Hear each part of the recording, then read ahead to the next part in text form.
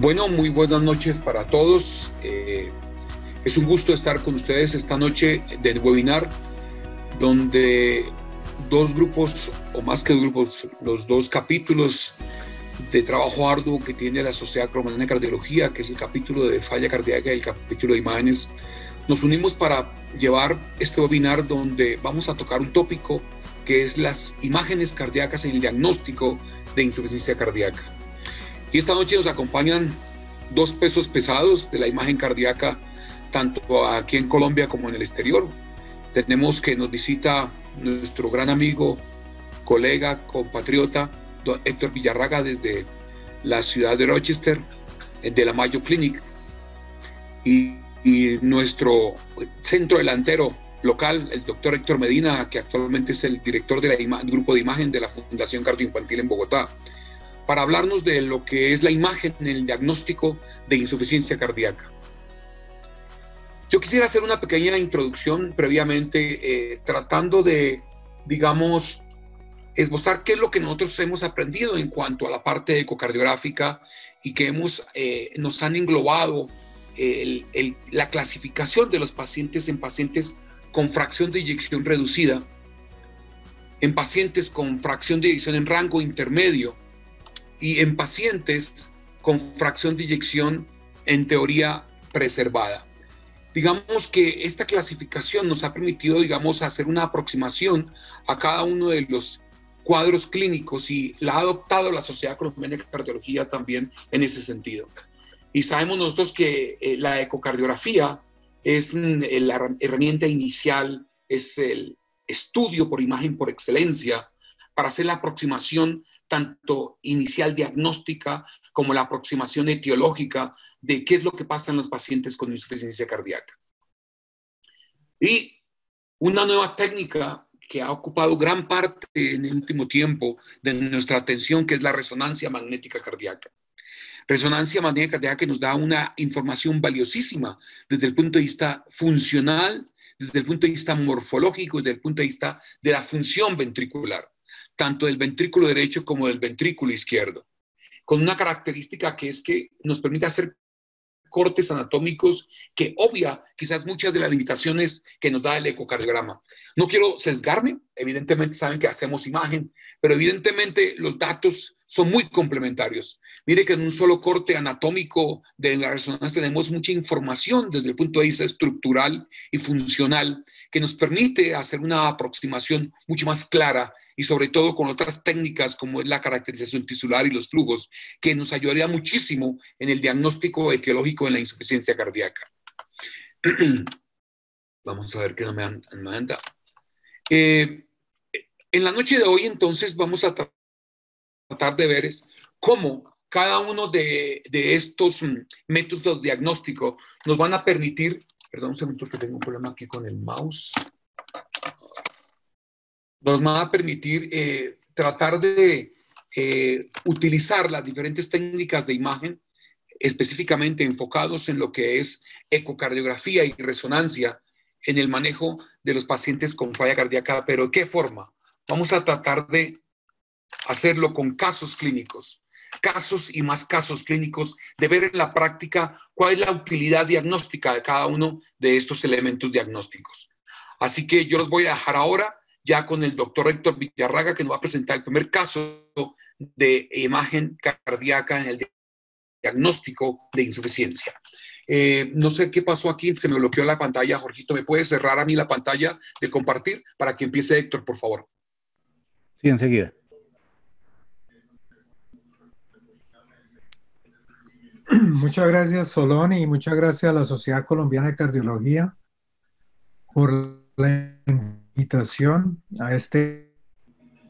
Bueno, entonces los siguientes 4 minutos y medio vamos a ver el primer caso, porque cada uno tiene 20 minutos. Casos. Dímelo o muéstramelo con casos clínicos, imágenes e insuficiencia cardíaca.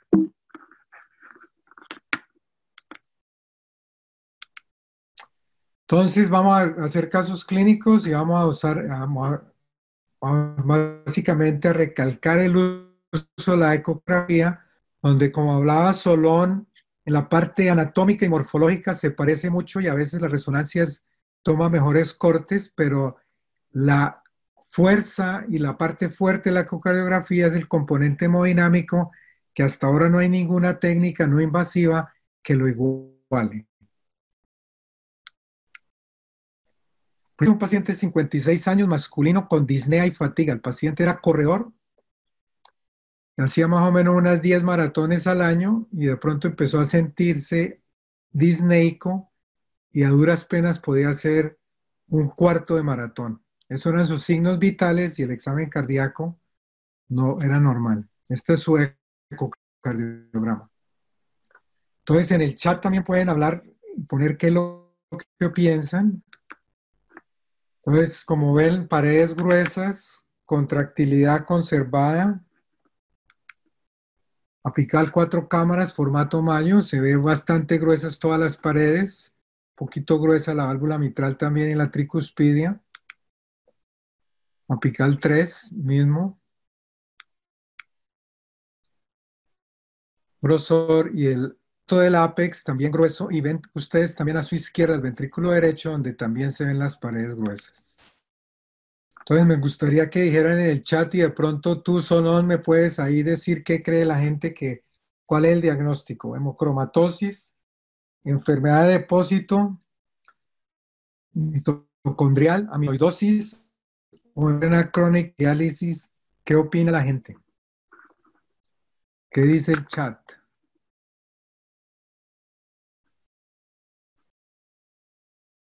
¿No? Bueno. Entonces este paciente, este es el influjo mitral, a ver si algo les ayuda. El anillo tisular, Doppler tisular, son unas velocidades bajitas y una insuficiencia tricuspidia que mostraba más o menos, si lo vamos a 2.5, unas presiones pulmonares un poquito elevadas. Y este es el strain que de pronto nos puede ayudar un poquito más. Y ahí está el típico, la imagen con la cereza en la punta, que es muy sugestivo de amiloidosis. Este fue la medicina nuclear que se le hizo, y entonces el paciente con amiloidosis TTR. Entonces, como saben ustedes, en pacientes con amiloidosis, uno tiene que tener todo en cuenta, no solo la parte clínica, sino también los laboratorios, el BNP, la troponina, el strain, y el strain ha demostrado que puede definir mortalidad, pero es un valor incremental a todo el resto, el aumento de grosor, la edad, la disfunción diastólica, la troponina, el NT-proBNP, la diferenciación entre las cadenas de inmunoglobulinas, y es un valor agregado que se le da afortunadamente, y úsese la técnica que se use, siempre tiene que ser eso. Pero no hablemos de la parte clínica, mirarle la lengua al paciente y también pedir el ecocardiograma de una, sino también mirarle sus ojos, los cambios que tiene. Y lo que pasa en amiloidosis es que ya sea TTR o la AL, se producen sustancias que van por el torrente sanguíneo e invaden el miocardio, cambiando la contractilidad y las propiedades del miocardio, cardiografía, como ese aumento del speckle appearance que vean ustedes y engrosamiento de las paredes, para darle las características típicas de lo que es la amiloidosis.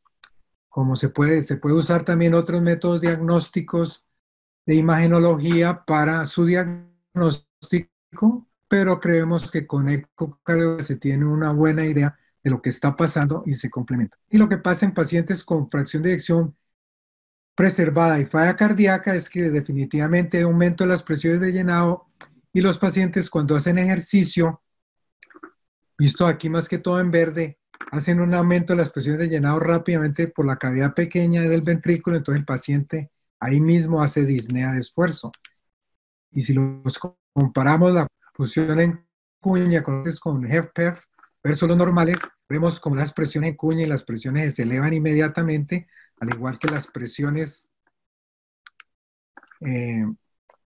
pulmonares, Y estos pacientes hacen definitivamente una intolerancia al ejercicio porque ya empiezan con unas presiones de llenado más altas que el paciente normal en amarillo y ya esto por ende les limita su capacidad de ejercicio. Una alteración en la reserva diastólica, no en la sistólica, en estos pacientes es llámese amiloidosis o llámese otro tipo de enfermedad de depósito. Y con esto termino mi primer caso. Muy bien, Héctor, muchas gracias.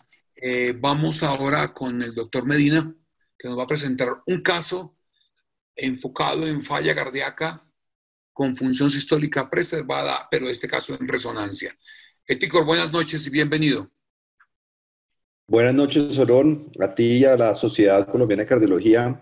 Muchísimas gracias por la invitación. Es un gusto estar aquí con ustedes, compartiendo los casos y la experiencia, y también con mi tocayo, con Héctor, que nos conocemos desde hace un buen tiempo, así que es un gusto. ¿Están viendo mi pantalla? Sí, Doc, estamos pero viendo no su pantalla, tu pero dispositivo. no presentación todavía no. Ahí está. Ahí está, perfecto. Listo. Bueno, nuevamente muchísimas gracias por la invitación. Y básicamente tuvimos el honor de tener a Héctor y a varios de sus colegas hace un par de años aquí en la fundación. Gracias, tocayo, por haber venido y por habernos impulsado a todos tus colegas a que vinieran. Lo único fue que Héctor se nos perdió en algún momento dado. Este es mi jefe en el laboratorio de ECO en Bogotá, el doctor Salazar, muy elegante ahí con su traje de 3 piezas. Esta es la doctora Pelica, que también vino y participó en la conferencia. Igualmente el doctor Cooper, pero hubo un momento en dado en que realmente no encontrábamos a mi tocayo, a Héctor Ricardo, y lo empezamos a buscar intensamente y lo encontramos en la zona de degustación, esa zona de postres que ya no existe por el COVID, así que pues lastimosamente ya no existe esa zona, pero esperemos que algún día vuelva. Primer casito, caso 1, fracción de eyección normal. Esta, más que una falla cardíaca, es para demostrar la versatilidad. Una empanadita, que no me podía quitar el placer de probar una empanadita. Creo que era un chocorramo, tocayo. 20 años y lo refieren para una resonancia en otra ciudad debido a diagnóstico de cardiopatía hipertrófica en un eco. Cuando se le interroga, es un jugador de fútbol semiprofesional, era un arquero de un club semiprofesional de fútbol, y curiosamente estaba teniendo episodios repetidos de síncope durante el ejercicio, no tenía historia familiar de muerte súbita. Y estas son las proyecciones habituales que ustedes ya están pues, acostumbrados a ver en el ecocardiograma: una apical de 2 cámaras en la izquierda, en el centro de 4, y un tracto de salida del ventrículo izquierdo. Entonces, lo que primero nos llamó la atención cuando llegó este paciente, que llegó directamente a resonancia para implantación de desfibrilador porque estaba haciendo síncope, era el grosor. Y realmente el grosor no era tanto, era 13 milímetros. Todos sabemos que por la guía europea, el límite para empezar a pensar en cardiopatía hipertrófica es de 15. Entonces la pregunta es si realmente este paciente tiene cardiopatía hipertrófica y por qué está haciendo síncope en ejercicio.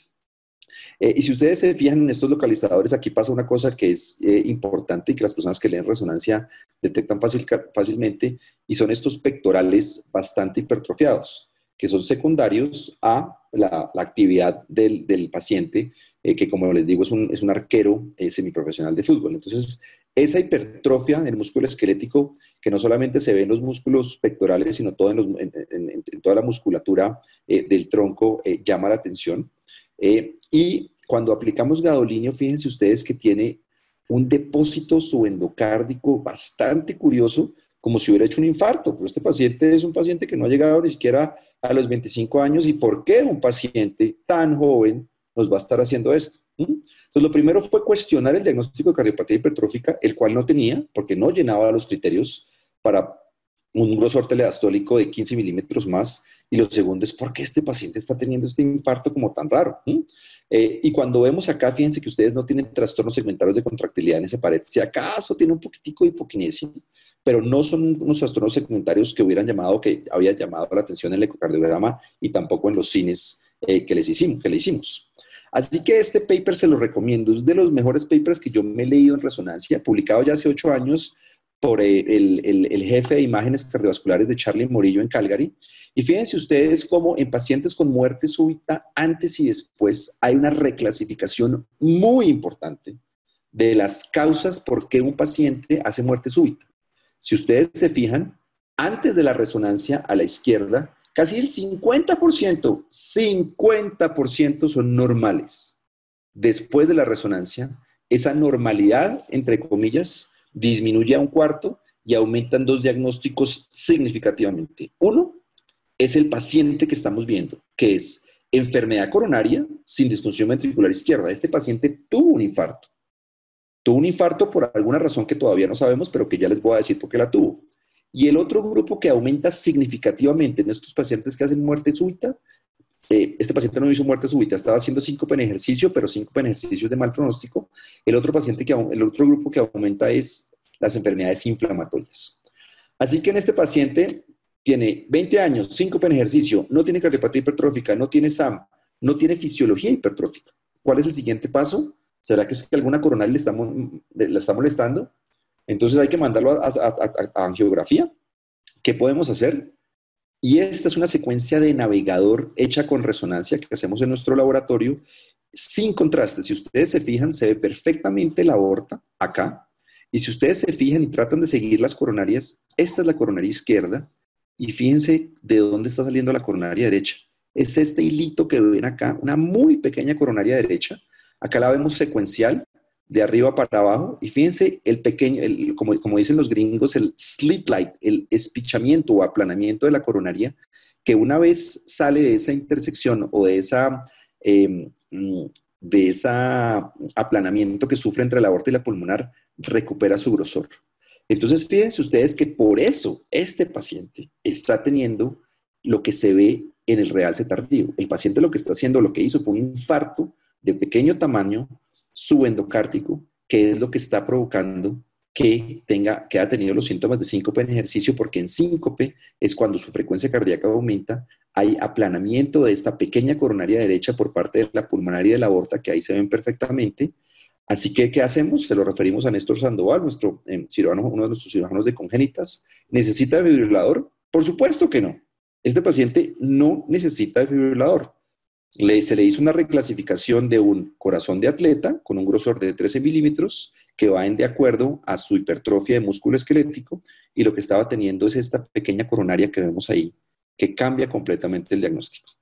Y aquí le estoy tirando un pase a mi tocayo, un bono, para que lo vaya pensando, doctor Villarraga, Jan Rochester, váyalo pensando, y más adelante volvemos a este casito. Bien, Héctor, muy interesante. Tenemos ya 2 casos de falla cardíaca, en teoría, una con función sistólica preservada, gran hipertrofia, y otro paciente remitido, evidentemente con un cuadro de muerte súbita y una supuesta miocardiopatía hipertrófica, donde las técnicas de imagen nos ayudan muchísimo a equilibrar el diagnóstico y sobre todo a llegar al diagnóstico etiológico. Héctor Villarraga nos va a presentar su segundo caso, por favor.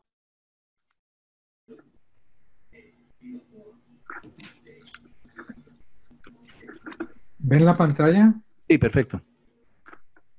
Bueno, este segundo caso, un paciente de 71 años, referido por disnea.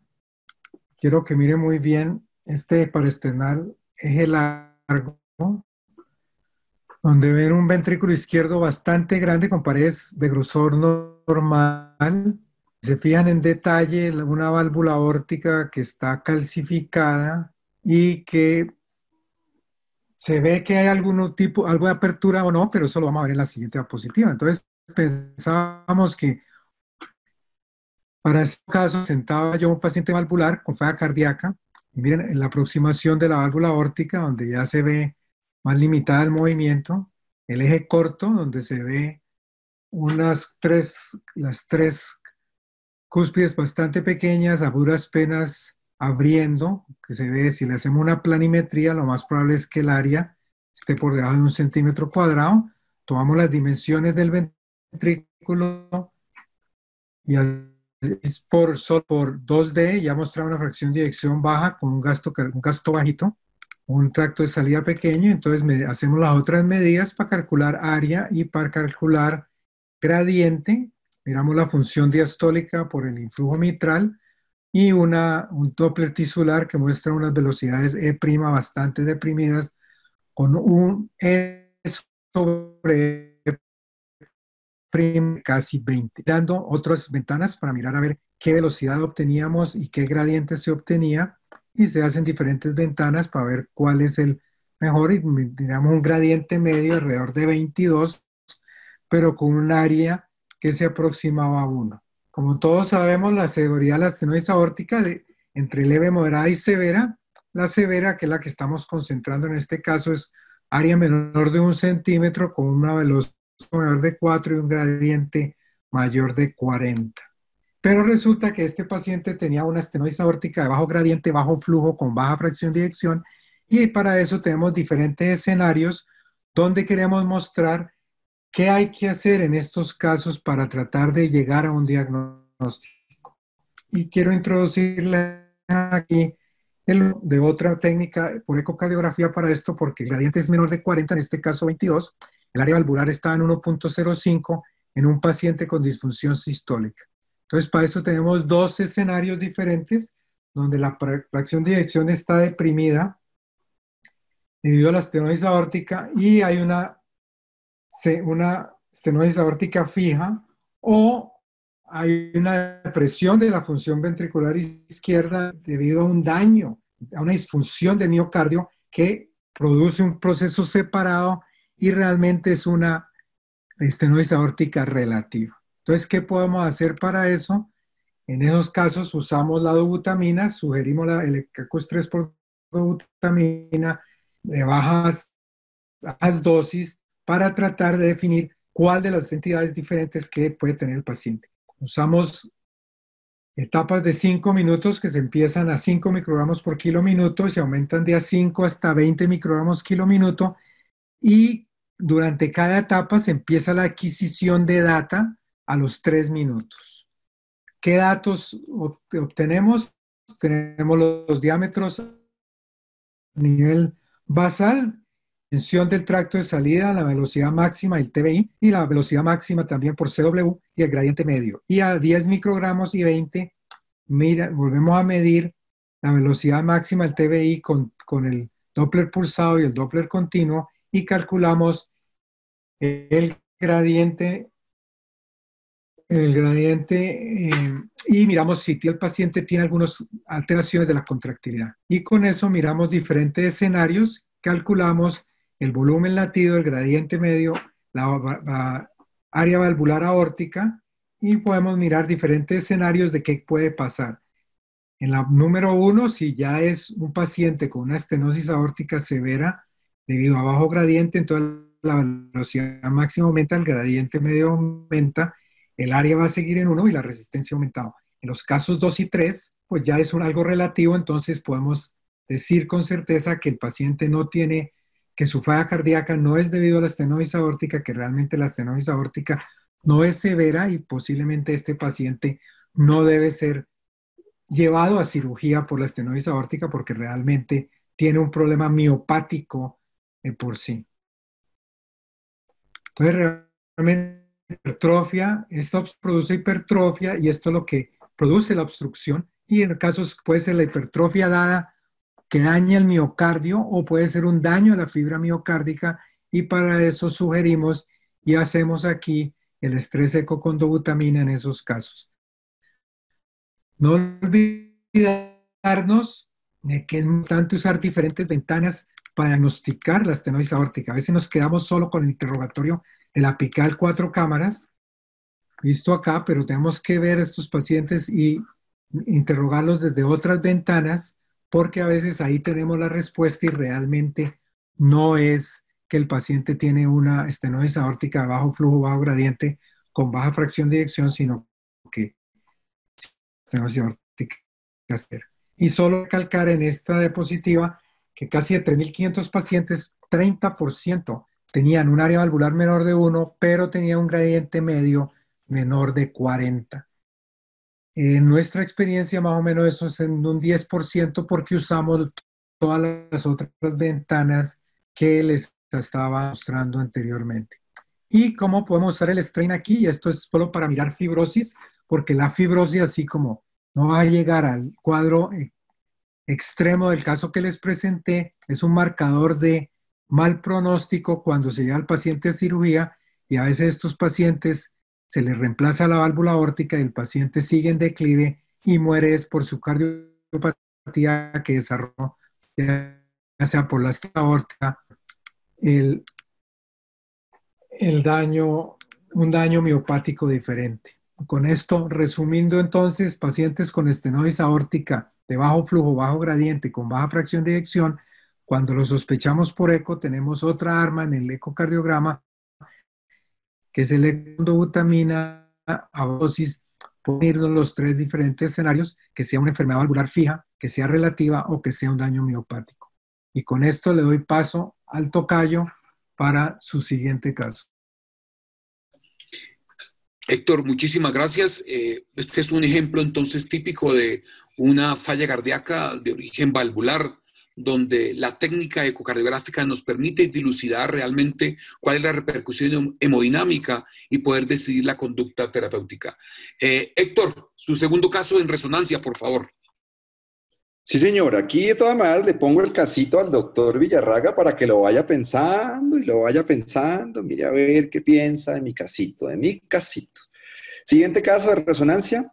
Paciente que nos llegó este año, 38 años, referido de otro hospital, con 7 meses de ortopnea, clase funcional 4 de disnea y edema de miembros inferiores, con un eco transesofágico con una válvula aórtica bicúspide que decía que tenía una regurgitación aórtica moderada severa y una fracción de eyección del 25%.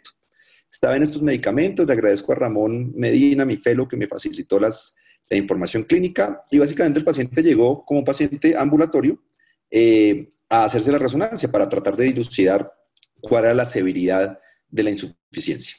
Estos son los cines, nuevamente los patrones que ustedes ya conocen, apical de 2, apical de 4, bueno, esto más bien parece un tracto de salida, perdón, apical de 4 aquí, y este es el eje corto, y pues básicamente se ve que obviamente es un ventrículo grande, simplemente cualitativamente, y que tiene algunos trastornos segmentarios de contractilidad aquí en la base, y en general pues tiene una fracción de eyección significativamente reducida.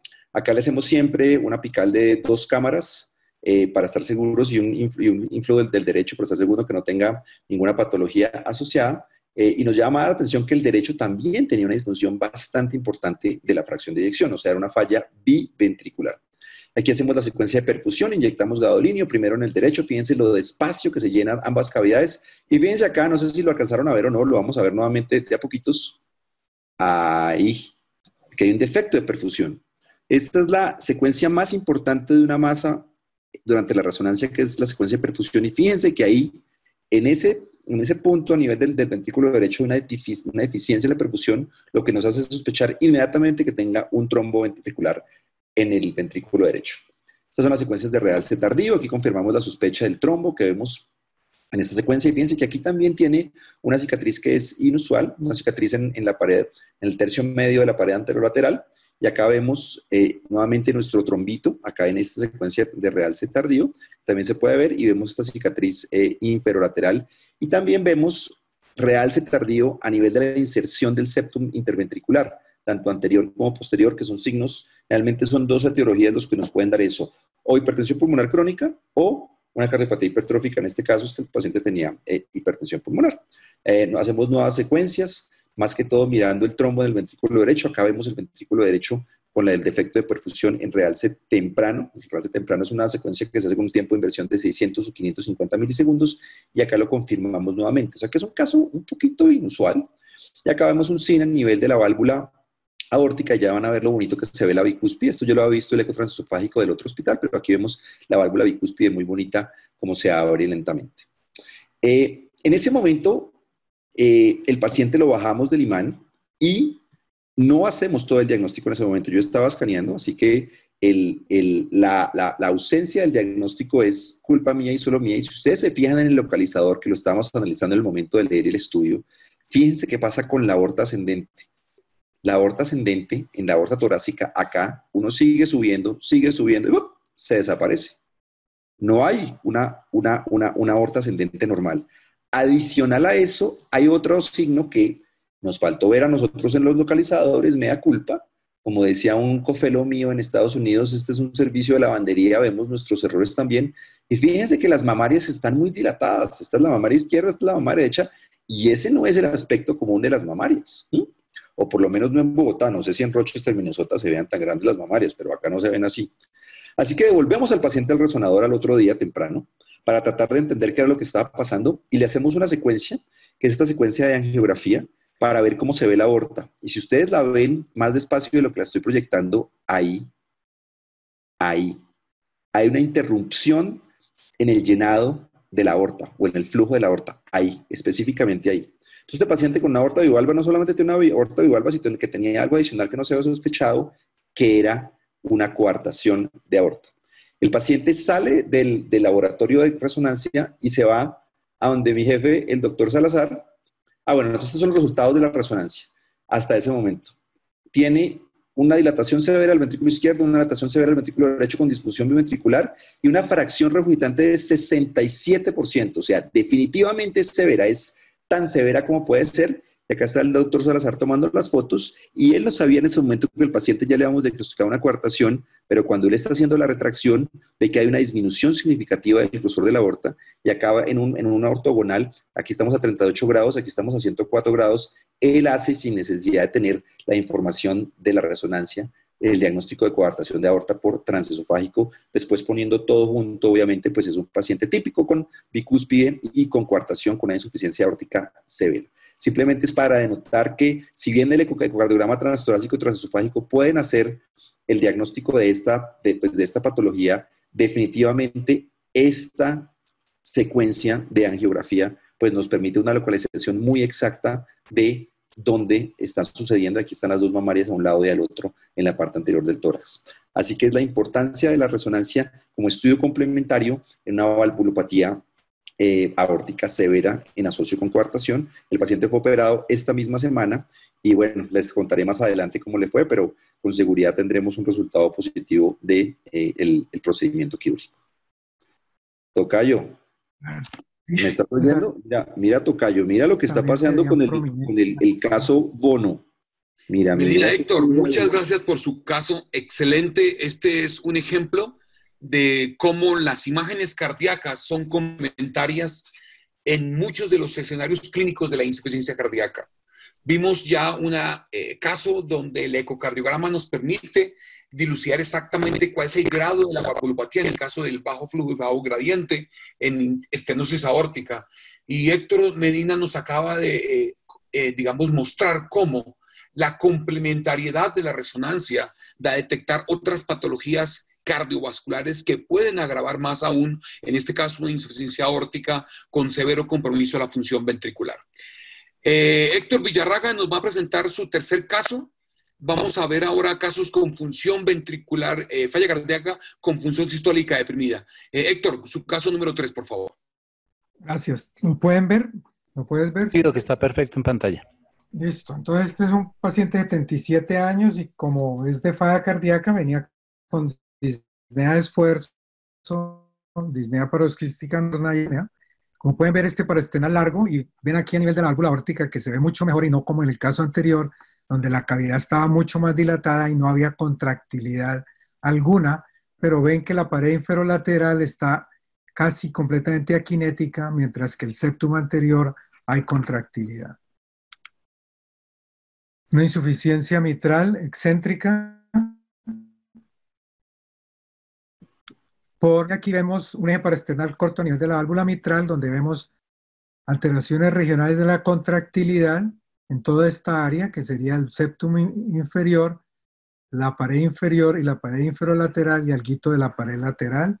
Esto a nivel valvular, a nivel de los músculos papilares. Vemos los mismos cambios de la contractilidad, mientras que la parte irrigada por la descendente anterior se ve bien. Y a nivel del apical, eje corto, donde también vemos alteraciones de la contractilidad casi en el territorio de la coronaria derecha y también se ve en el septum apical algo. Se le hace fracción de eyección por 3D, donde muestra una fracción de eyección del 33%, y esto era para hablar de pacientes con fracción de eyección reducida, donde el ecocardiograma también te ayuda en el diagnóstico inicial. Si uno quiere después mirar viabilidad, puede usar la resonancia y es de las que yo uso con mayor frecuencia para mirar viabilidad, para poder hacer un mejor target de si va a hacer cirugía bypass o para colocar los stent. Este desde el punto de vista apical y el ventrículo derecho, que siempre es importante porque define también el pronóstico de si está caído, como en el caso anterior que mostraba Héctor Manuel, donde el ventrículo derecho también estaba disminuido, pero aquí este es un ventrículo derecho que está sano, que ven la contractilidad de él, y aquí miren las fibras longitudinales, como se ve la contractilidad, y nuevamente en el apical, donde en la dilatación del anillo mitral y una coaptación por detrás de la abuela anterior, por detrás de la posterior, lo que venía a la insuficiencia mitral. Y esto el Doppler de flujo mitral y el Doppler tisular, que mostraba una E sobre E' de 20, definiendo que estaba el paciente con aumento de las presiones de llenado también. Se hizo un poquito de la válvula mitral con 3 secciones desde transtorácico, donde se veía que era a lo largo casi de toda la línea de coaptación, pero más que todo en esta área. Desafortunadamente el 3D en color por transtorácico no estaba muy bueno, por lo cual no lo estoy presentando. Entonces, en pacientes con PMI desplazado, con disnea, este es el caso de un paciente con falla cardíaca con función reducida, donde el ecocardiograma te puede decir la etiología y puede haber complementariedad con otros técnicas como la resonancia para mirar viabilidad y hacer un mejor target de cuando se va a revascularizar al paciente, ya sea por vía percutánea o por vía de cirugía. Y con esto paro aquí en este tercer caso y le devuelvo la pantalla. Bien, Héctor. Entonces, este tercer caso, como tú bien me lo resumiste, se trata de un paciente con falla cardíaca de función sistólica reducida de etiología isquémica. Y planteas muy bien lo que comentábamos anteriormente de la complementariedad de las técnicas de imagen en el sentido de poder decidir y optar por la mejor alternativa terapéutica y se justifica realmente tomar medidas de revascularización en este paciente. Veo que el doctor Medina insiste en su caso ecocardiográfico, como poniendo el bullying del caso. Doctor Medina, vamos a tu tercer caso de resonancia, por favor. Sí, señor. El tercer caso de resonancia empieza con este hombre que es un compañero y un colega de Héctor Villarraga en la Clínica Mayo, que él es el jefe de los boards o el encargado de los boards de cardiología, y es una persona a la que yo le he aprendido mucho, como todos tenemos que aprenderle mucho a una institución maravillosa como es la Clínica Mayo. Y esto es de él, esto no es mío, él dice siempre alineen los patos.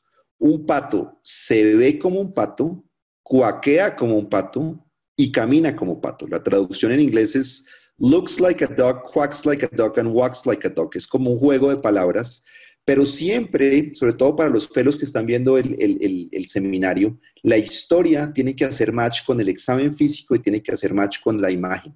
Si algo de esto no hace match, no estamos haciendo el diagnóstico correcto.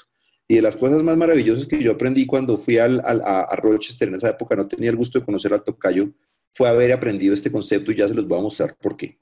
Este es un caso que siempre se había conocido como un caso de un infarto agudo de miocardio o un infarto de miocardio lateral. 64 años, 6 meses de palpitaciones intermitentes y había tenido síncopes por 3. Síncope con infarto agudo de miocardio no es un buen síntoma. Así como lo vimos en el primer caso, síncope en ejercicio de un atleta es un llamado de atención, es una bandera roja. Lo mismo ocurre en un paciente que haya tenido infarto agudo de miocardio. Se determinó que era enfermedad coronaria porque tenía trastornos segmentarios de contractilidad en el eco transtorácico y había tenido una angiografía coronaria previa en historia que no mostraba ni estenosis ni placas. Tenía estas medicaciones, tenía miodarona, levotiroxina, carvedilol y lisinopril por su supuesto infarto y estaba con aspirina 100 miligramos al día con un examen físico normal. Este era el electrocardiograma, que tampoco tenía una normalidad muy grande. Fíjense ustedes que no tiene un infarto. D1 y ABL están quietas, B5 y B6 están quietas, no tienen QS. O sea que está como raro esto de los infartos. Y el último síncope, miren lo que duró 4 minutos. En el Holter, extrasístoles ventriculares frecuentes y eventualmente lo ve nuestro departamento de electrofisiología, quien le ordena una resonancia nuclear magnética. Esta es la resonancia, este es el eje apical, perdón, el eje corto, y si ustedes ven, acá hay una zona completamente aquinética. De hecho, hay una cosa que se llama Firewater Artifact Interface, en donde el miocardio se ve gris, porque hay disminución en las fibras miocárdicas que se vuelven grasas. El miocardio no solamente se vuelve fibras colágeno, sino también se vuelven fibras grasas, y acá se ve eso en la secuencia de este SFP que estamos describiendo. Cuando nos vamos a los apicales, fíjense aquí el apical de 2, el apical de 4 y el apical de 3 cámaras, y definitivamente es una fracción de eyección disminuida, y fíjense lo que tiene acá. Tiene un aneurisma apical chiquitico, súper lindo, un aneurisma apical en el ventrículo izquierdo. Se ve sobre todo en el apical de 4, también se alcanza a ver en el apical de 3 y en el apical de 2, pero donde ustedes mejor lo ven es ahí. Ese aneurisma no es de enfermedad coronaria, no es. Cuando ponemos el realce tardío, vemos nuevamente una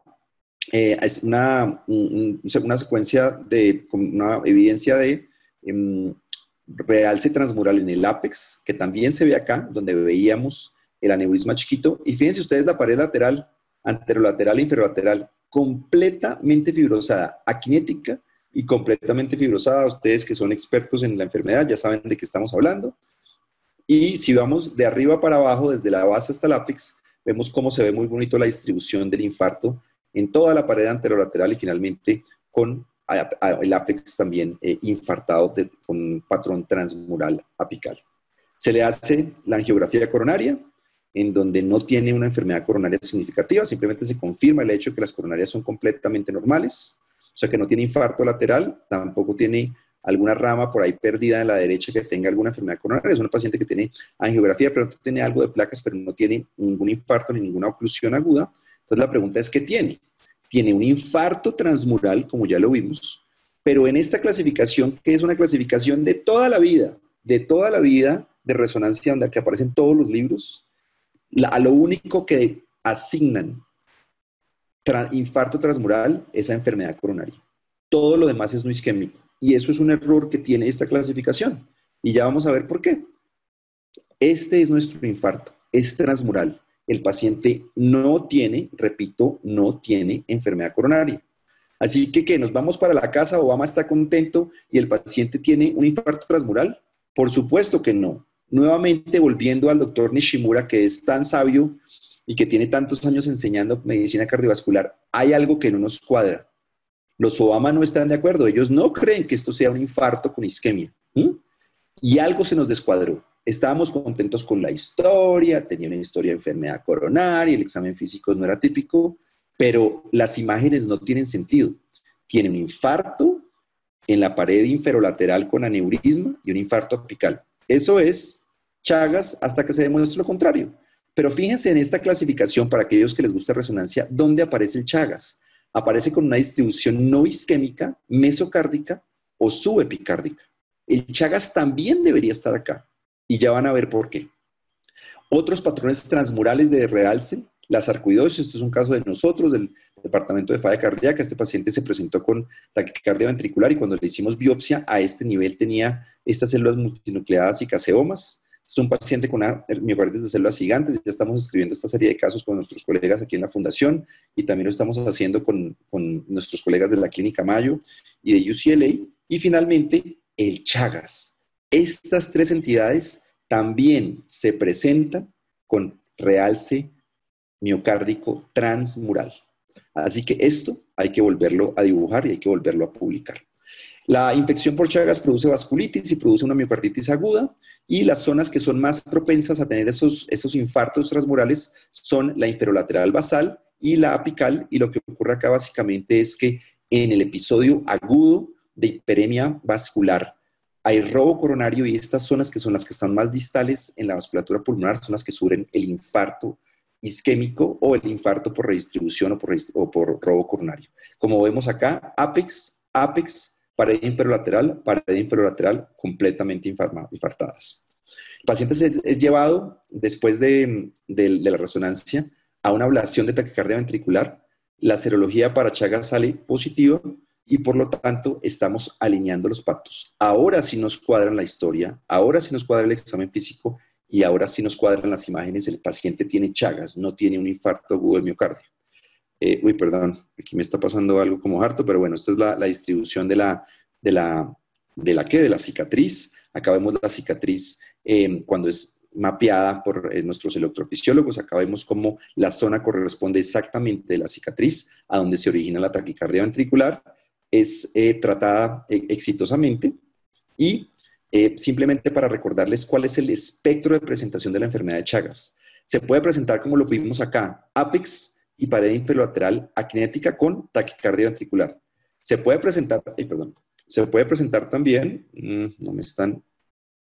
no me están corriendo estos dos videos, pero se pueden presentar también como insuficiencia mitral severa, ya la vamos a ver, y se pueden presentar como un accidente cerebrovascular. Acá se puede acumular microtrombos y el paciente lo que llega es con un stroke que nadie sabe de dónde es, un paciente joven. De hecho, hemos visto varios soldados del hospital militar tener strokes porque están en las zonas de conflicto, se infectan con Chagas, desarrollan la cardiomiopatía y esa es la forma de presentación. Así que la resonancia aquí ayudó tremendamente al diagnóstico de Chagas. El realce tiene una capacidad única para caracterizar las cicatrices chagásicas en las localizaciones que ya describimos, y hay que hacer claramente una correlación entre la resonancia con nuestros colegas electrofisiólogos, con Luis Carlos, con Diego y con Carlos en el laboratorio de electrofisiología para un tratamiento óptimo de diagnóstico y tratamiento. Así que básicamente ese era el caso. La enfermedad ya cumplió 100 años desde su primera descripción por el doctor Chagas en Brasil hasta cuando se publicaron las guías. Aquí participó varias personas de todo el mundo y pues lograron hacer esta publicación importante de cómo estamos mejorando la caracterización del Chagas en estos pacientes particularmente, y pasaron casi 100 años para que logremos una imagen única con la resonancia nuclear magnética. Y fíjense que el Chagas es caro. Esto es un artículo, un case report que publicó uno de nuestros fellows, Juan Felipe, en donde este es uno de los primeros pacientes conocidos que necesitó un MitraClip porque tenía insuficiencia mitral funcional debido a cardiomiopatía chagásica. Eso le permitió hacer puente a trasplante y logramos hacerle primero el clip y el trasplante. Estos pacientes utilizan recursos. Esta es la diapositiva después del clip. Fíjense que aquí ya casi no tiene insuficiencia mitral. Y este es un artículo que publicamos, de hecho el mes pasado, con Carlos y con Leslie Cooper del grupo de la Clínica Mayo, en donde vean que en todas las cohortes que se han publicado, el 44% de los pacientes tienen realce transmural. Transmural. Un realce transmural no solamente equivale a infarto. Fíjense que hay otros diagnósticos diferenciales. Así que alineen los patos, los realces transmurales, piensen en Chagas, piensen en sarcoidosis, piensen en miocardios de células gigantes, y el Chagas se puede ver en Europa y en Estados Unidos. Con la globalización, en Alicante hay 4.000 bolivianos viviendo, y de esos 4.000 casi el 50% tienen Chagas positivo. Así que no es una enfermedad exclusiva de Latinoamérica, debido a la migración que ha habido, también se puede ver en otros países. Y aquí vuelvo al casito Bono, doctor Richie de la Mayo. Ahí le tiró otro pase gol que está pasando con ese paciente. Y acá están las 3 imágenes que te he pasado, tocallito, para que vayas pensando qué puede tener. Congeladas, porque no se ve movimiento en esos ecocardiogramas. La resonancia sí. Yo creo que está siendo parcializado ahí, mostrando imagen. ¿No ves los ecos ahí? Rueda bien, mientras que la de eco no rueda bien. Tocayo. Listo. Aquí tenemos entonces ya 3 casos clínicos cada uno, donde vimos todo un espectro de la falla cardíaca y donde las imágenes nos han permitido, en algunos casos de la valvulopatía, en otros casos con función histórica preservada y en otros con función sistólica deprimida, en patologías isquémicas y no isquémicas. Yo voy ahora a abrir aquí para mirar si existen algunas preguntas, que dicen que no había preguntas acá. Había una pregunta en el CIO de que Héctor Medina, si en el caso de la enfermedad del origen anómalo de la coronaria derecha le hicieron test de evocador de isquemia. No se le hizo porque el paciente llegó para para ponerle un dispositivo. De hecho, esa es la razón por la cual lo mandaron a la cardio, y ya habiendo tenido los síncopes a repetición en ejercicio, teniendo un infarto subendocárdico en el territorio de la coronaria derecha, y habiéndosele visto tan claramente el origen anómalo de la derecha, fue como suficiente prueba de que el paciente cuando hacía ejercicio estaba haciendo los síntomas debido a los hallazgos angiográficos en la secuencia del navegador, y por eso se decidió operar. El paciente fue llevado a cirugía, Néstor Sandoval lo operó, y los síntomas resolvieron. El paciente dejó hacer de síncopes a repetición. Perfecto, gracias. Pregunta el doctor Nieto, esta pregunta es para el doctor Héctor Villarraga. ¿Debemos tener como rutina el estrés en todos los casos de falla cardíaca? ¿Lo recomendarían?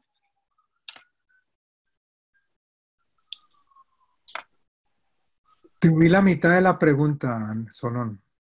Dice que si debemos tener como rutina el strain en todos los casos de falla cardíaca, que si lo recomendaríamos hacerlo rutinariamente.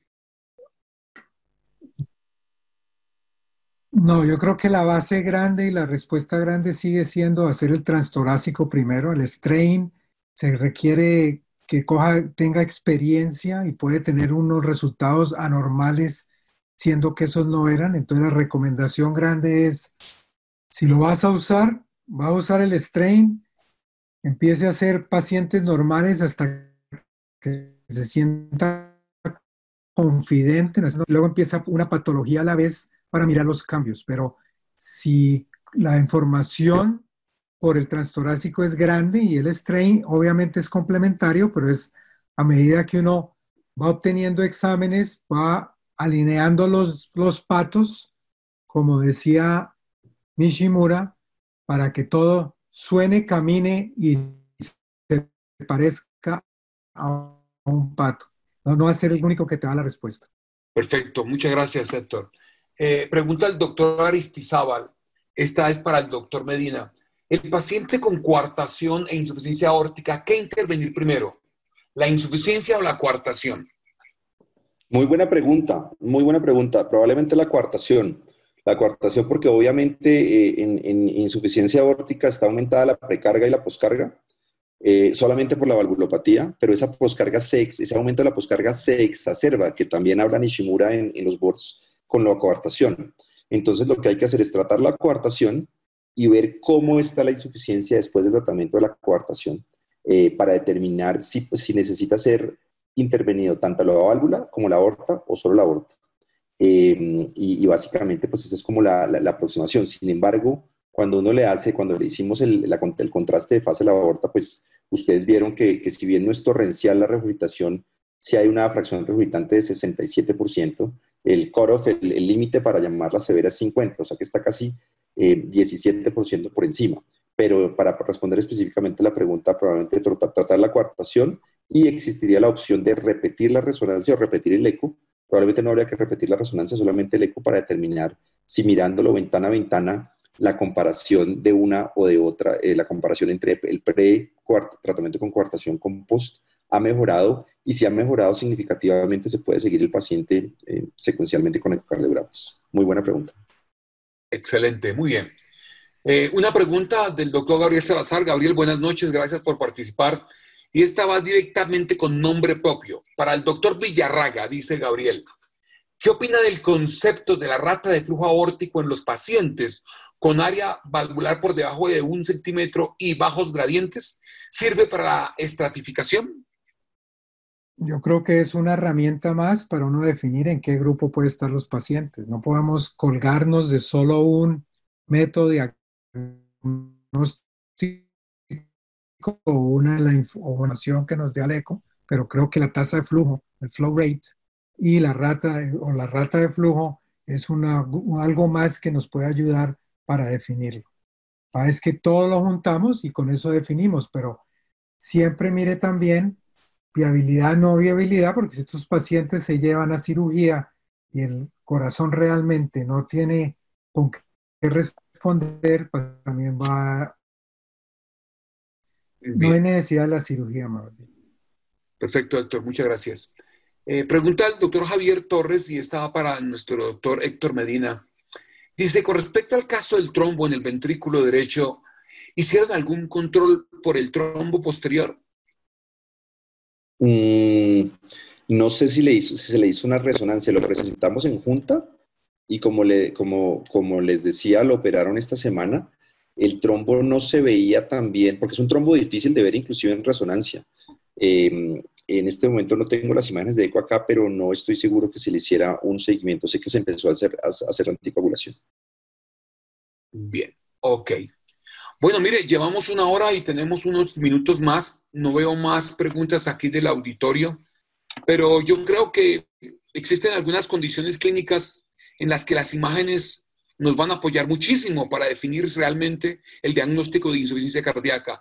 Y como decían nuestros compañeros y amigos, los Héctors, las imágenes son complementarias. Vamos a dar entonces paso para que el doctor Héctor Villarraga presente su corolario final con su último caso. Héctor Villarraga, por favor.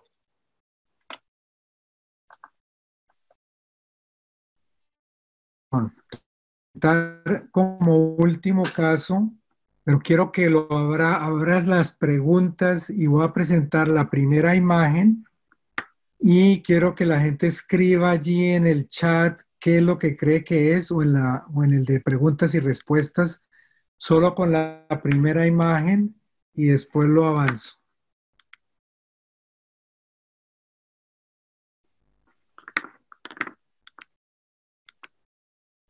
Listo. Entonces, miren bien su eje para externar largo y me gustaría que escribieran en el chat de preguntas y respuestas qué opinan o en el otro chat. Y Solón puedes, si quieres chequear. ¿Están viendo la imagen? Sí, En Doc, el se ve chateo no perfecta. hay votos y en el de preguntas ya llegó otra pregunta, otras dos preguntas que las vamos a hacer posterior de terminar estos casos. Bueno, entonces, a ver, nadie se le apunta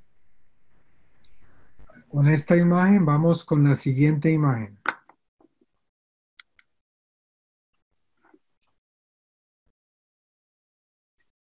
Hay un voto sobre una estenosis mitral, otro voto sobre cardiopatía restrictiva y otro sobre SAM.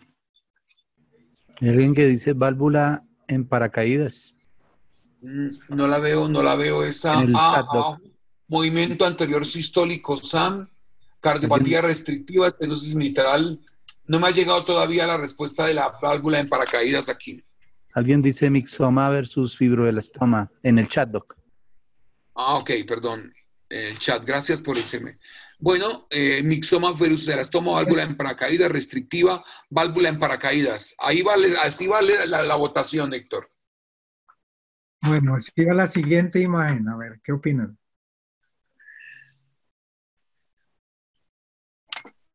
Héctor, ¿nos puedes dar algún dato clínico del paciente? Paciente llegó con síntomas de falla cardíaca, Ok. 63 años.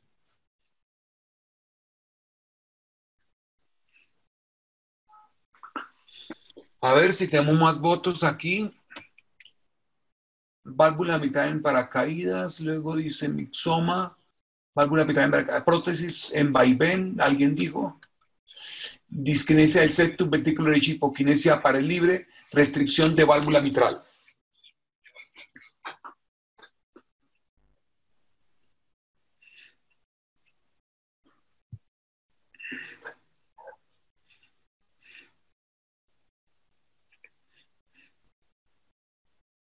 Subcostal, Subcostal. vena hepática, flujo,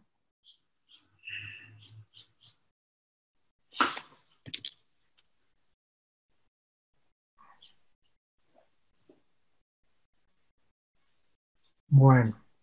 Entonces, hasta ahí les mostré solo la parte anatómica de ecocardiografía. Entonces, vamos a seguir la complementariedad en la parte hemodinámica nos sirve. Modo M, para externar largo. ¿Qué ven?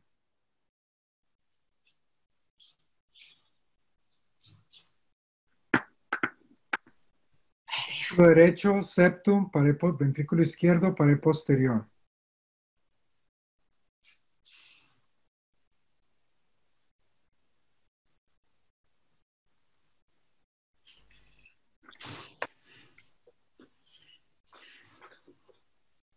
Respirómetro.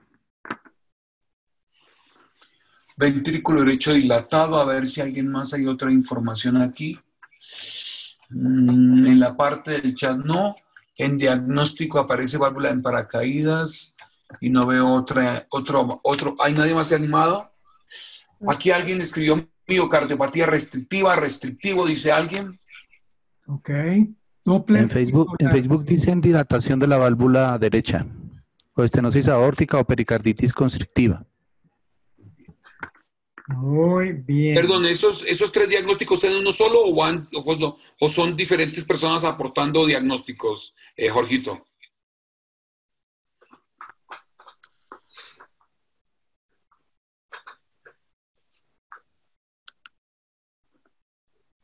Entonces, Doppler tisular, velocidades mediales mayores que las laterales. ¿Quién más puede opinar ahí? Dice aquí, pericarditis constrictiva, ánulos reversos, movimientos septal rebote. Alguien escribió fibrosis endomiocárdica Correcto. restrictiva. Entonces, definitivamente pericarditis constrictiva. La sospecha en la parte anatómica, en el 2D, es el movimiento paradójico del septum, que como si el septum tuviera frío y se mueve rápidamente, lo que pasa cuando hay hiperpulmonar. Vemos las otras cavidades, el músculo papilar era un músculo papilar hipermóvil, no era que tuviera una masa. La válvula mitral en las otras aproximaciones se veía normal. Y este diría yo que es uno de mis métodos diagnósticos favoritos cuando estoy sospechándola, que es Doppler puro, o a veces lo hacemos por color en la vena hepática, donde miramos el brazo inspiratorio y el brazo expiratorio y tenemos un aumento el reverso sistólico en expiración, que es típico de pericarditis constrictiva. Cuando esto lo ve en inspiración, es típico de una cardiopatía restrictiva. Entonces, es constrictivo. Aumento de las reversas diastólicas en expiración en las venas hepáticas y restrictiva es en inspiración. A veces tenemos cardiopatías mixtas que tienen constricción y restricción porque el paciente ha sido irradiado. Y vemos las dos, pero se ve más predominantemente a nivel expiratorio. Y esto es más o menos una muestra de pasa con pericarditis con los anillos, que pasa restrictiva en la miopatía y que es normal. Vemos bien el anillo medial, como está de alto en estos casos. Y esta es la explicación. Este video dura unos 30, 40 segundos, pero un video bien bueno que creó J.O., donde muestra los flujos a medida. Entonces aquí el paciente hizo inspiración, aumenta el flujo en las cavidades derechas. Entonces mire cómo cambian los flujos, disminuye los flujos en las cavidades izquierdas, disminuye el flujo de impleso mitral, las venas pulmonares, aumenta el tricuspidio y aumenta la reversa. Miren cómo están, disminuye la reversa diastólica tardía. Luego en expiración, miren cómo disminuye las venas hepáticas. Ahora el paciente empieza a botar el aire, aumenta el flujo en todo el lado izquierdo, entonces aumenta el flujo transmitral, y ahí se acabó. Lo podemos aquí hacer la pausa al final, donde este es el método favorito que usamos nosotros con una sensibilidad, especificidad, una importante que mostraré en una diapositiva. Y este fue el caso de este paciente donde miren ese pericardio, que parece es una piedra total. Aquí hacemos la pericardiectomía, se deja 2 pedacitos de pericardio en el piso del corazón, se saca el 5% del pericardio, se hace la excisión, no se deja un pedazo porque a veces por los pedazos pequeños se puede herniar el corazón. Entonces se hace una pericardiectomía completa. Y solo este de J, donde quiero mostrarles ahí está la reversa diastólica, donde quiero que miren más todo es aquí, sensibilidad, especificidad muy buena, con una bajo la curva casi 90% para el diagnóstico de pericarditis constrictiva. Entonces quise presentar ese caso simulador de falla cardíaca porque el paciente llega con falla cardíaca y visita a muchos médicos con falla cardíaca porque más que todo falla cardíaca derecha, sistema de miembro inferior, disnea también porque se disminuye la precarga del ventrículo izquierdo y hay que sospechar en los pacientes que han sido irradiados, pacientes con tuberculosis que presentan estos cuadros y el diagnóstico es pericarditis constrictiva que se puede hacer por la parte hemodinámica de ecocardiografía. Y con esto te devuelvo la pantalla, Solón.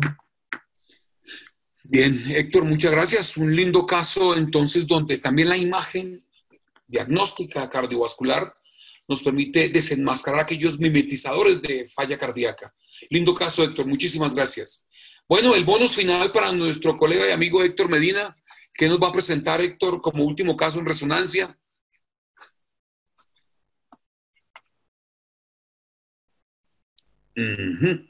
Héctor se quedó sin internet. No, aquí estoy, dame un segundito. Sí, listo. Me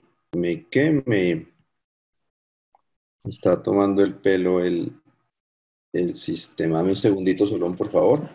Tranquilo, tranquilo. Listo. ¿Ahí me están viendo? Creo que sí. Entonces, este es el caso del bono, que le había tomado el pelo al tocayo toda la presentación. Es una mujer de 41 años de África Occidental, un casito cuando yo trabajaba en Nueva York, que nunca ha visto un médico en su vida, nunca. Y hace 2 años se empezó a cansar, se montó en un barco, llegó a Nueva York y llega por primera vez a ver un médico en su vida. El examen físico es normal y se le pide el ecocardiograma. Acá se está viendo, me decía el tocayo que no se veía. ¿Ven la pantalla? Ahora sí se ve mejor. Ah, bueno. Si quieren empezar a poner en el chat lo que ven, es una paraesternal largo. Como ustedes ven, obviamente tiene un flujo bastante anormal a nivel de la raíz aórtica. Nivel de la parte membranosa. Voy a ponerles otras proyecciones. Fíjense ese septum, doctor Villarraga, ¿qué está pasando en ese septum? Hay ya un reporte que hablan de una CIB, el otro está, bueno, septum bonus, ese es con respecto al anterior, pero de tu opinión, de tu caso bonus, está por ahora la opinión de una CIB. Ok. ¿Tiene insuficiencia aórtica o no?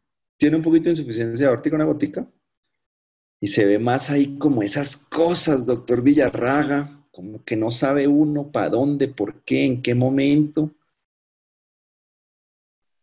Si quieres ir a comerte la empanadita y pensarlo, con muchísimo gusto te damos el tiempito. No hay ningún problema, doctor Villarraga. Ahí se ve eso también. ¿Y ahora qué le hacemos?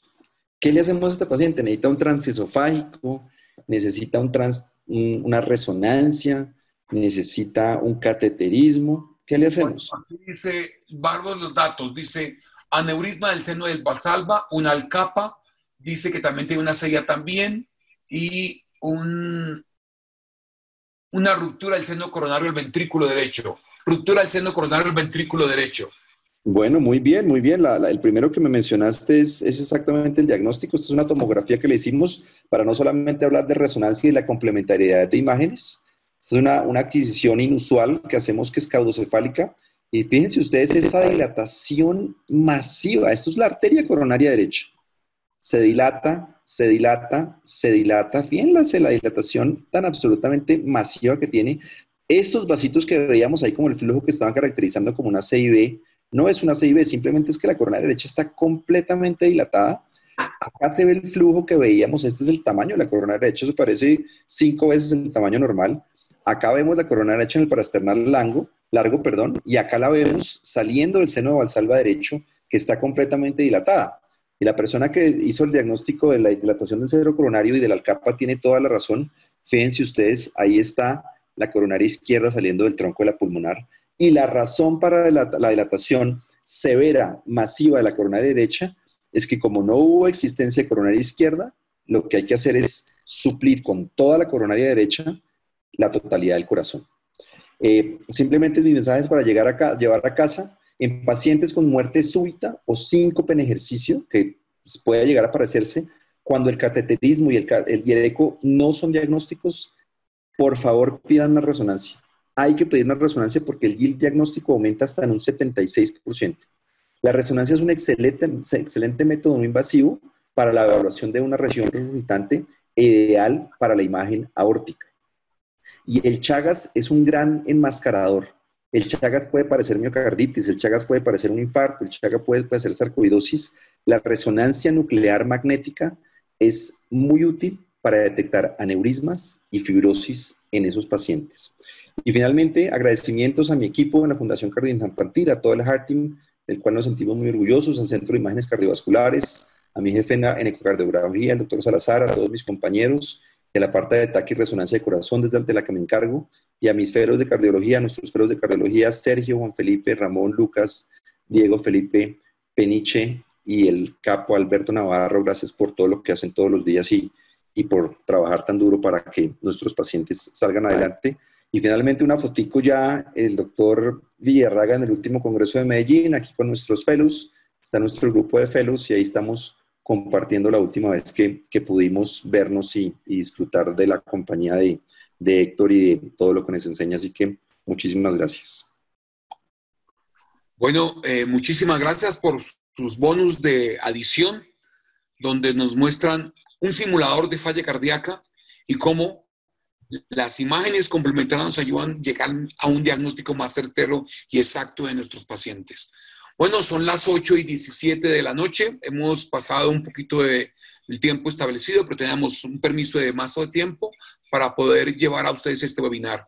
Yo les agradezco, Héctor Medina, Héctor Villarraga, a los Héctors, el dúo dinámico, por los excelentes casos, por habernos enseñado de pensar más allá de lo obvio en algunas circunstancias, como es en el síndrome de insuficiencia cardíaca. Muchísimas gracias a todos por su participación y esperamos vernos en una nueva oportunidad. Muchísimas gracias y buenas noches. Muchas gracias. Gracias a ti, Solón. Gracias, Solón, a ti, gracias, Tocayo, y gracias a la Sociedad Colombiana de Cardiología por la invitación. Listo. Bendiciones para todos. Ya nos estaremos en contacto. Un abrazo.